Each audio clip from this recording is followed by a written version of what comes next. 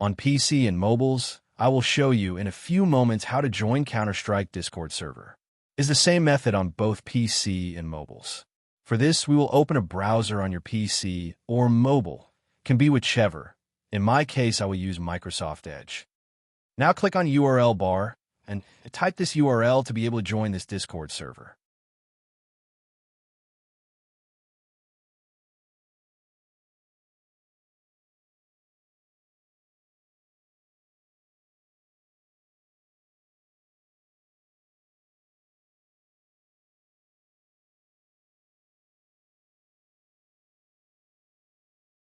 Doing this will automatically start your Discord application if you have it installed.